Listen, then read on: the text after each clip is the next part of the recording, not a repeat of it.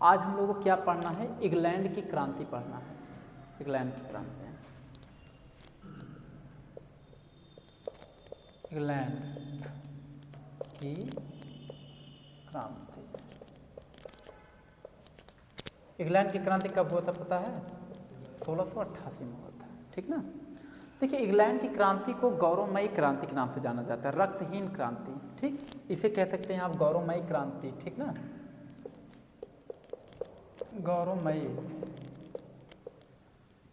क्रांति, या आप एक चीज और भी कह सकते हैं, रक्तहीन क्रांति। कौन सी क्रांति?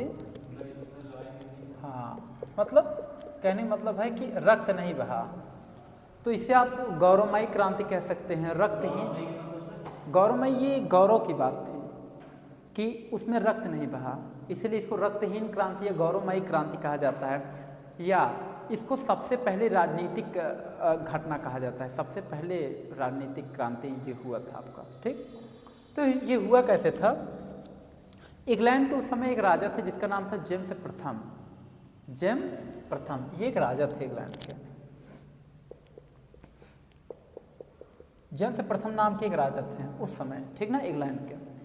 तो जेम्स प्रथम ने क्या किया था कि जेम्स प्रथम नाम के एक राजा थे, ये प्रजाओं को बहुत सताता था, वहाँ की जनता को बहुत तंग करता था, परेशान करता था।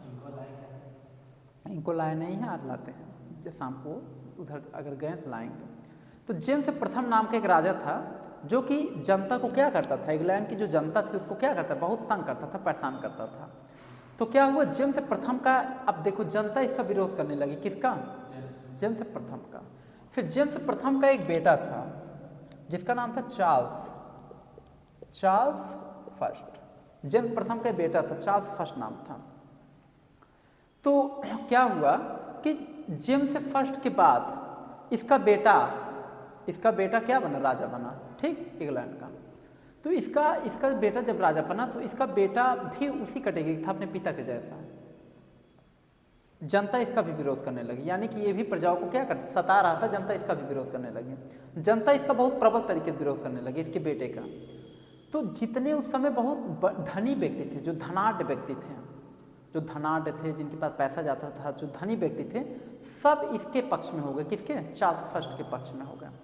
और जो गरीब लोग थे उनकी एक अलग यूनिटी बन गया, एक अलग संगठन बन गया गरीब लोगों का, जो इसके खिलाफ आवाज़ उठा रहे थे। तो जो चार्ल्स फर्स्ट जो थे, इसके साथ इंग्लैंड के जो पादरी थे सब जुड़ गए, जो अच्छे अच्छे पद पे थे, जो धनी व्यक्ति थे, सब चार्ल्स फर्स्ट के पक्ष में थे, ठीक। तो ये लोग अपने आप को, इसका जो संगठन था वो अपने आप को कैवेलियर कहता था। क्या कहता था?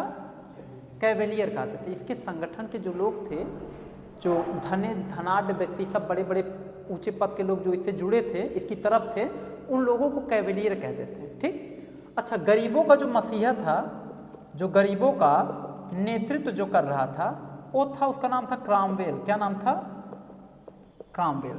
क्रामवेल गरीबों का नेतृत्व कर रहा था। उसमें देखिए क्लियर दिख रहा है कि नहीं? क्रामवेल जो था वो क्या कर रहा था? गरीबों का नेतृत्व कर रहा था, गरीबों का नेतृत्व कर रहा था क्रामवेल, समझ गए ना। क्रामवेल गरीबों का नेतृत्व कर रहा था। और उसके बाद जो ये क्रामवेल था, ये गरीबों का नेतृत्व कर रहा था। तो क्रामवेल के समर्थक में जितने भी इसके संगठन में जो भी लोग चार्ल्स फर्स्ट का जो विरोध कर रहे थे, उन लोगों को सरफिरा कहा गया। क्या कहा गया? सरफिरा। उन लोगों को सरफिरा कहा गया, समझ गए कि नहीं? सरफिरा कहा गया, ठीक, ये सरफिरा। क्लियर हो गया कि नहीं?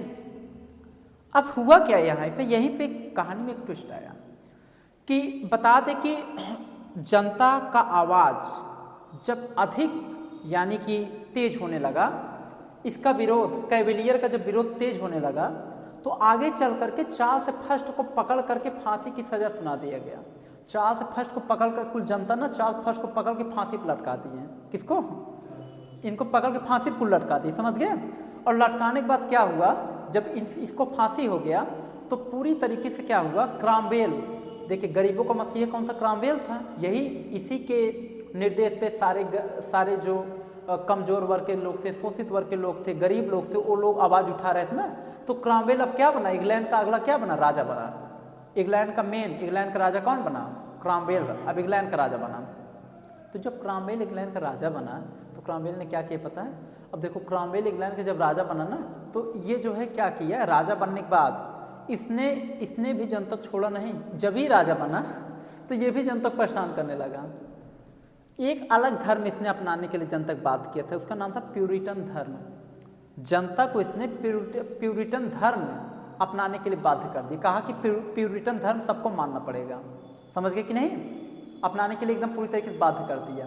तो जनता अब इसके खिलाफ भी आवाज़ उठाने लगी, क्रॉमवेल के खिलाफ। तो क्रॉमवेल की भी सत्ता धीरे धीरे चली गई, समझ गए कि नहीं? उसके बाद क्या हुआ, क्रॉमवेल की सत्ता जाने के बाद अब अगला राजा जो बना वो बना चार्ल्स सेकंड। कौन बना?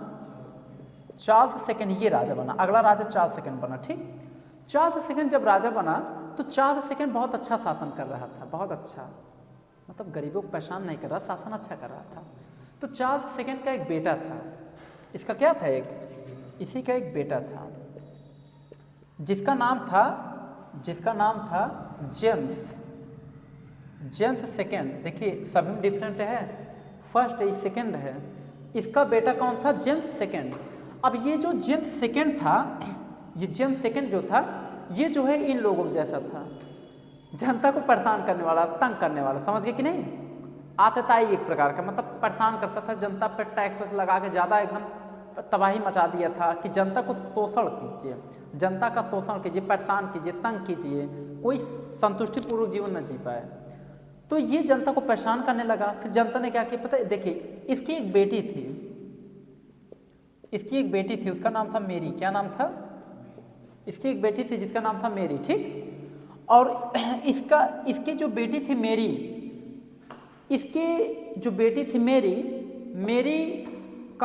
मेरी को जो है हॉलैंड के एक राजकुमार थे,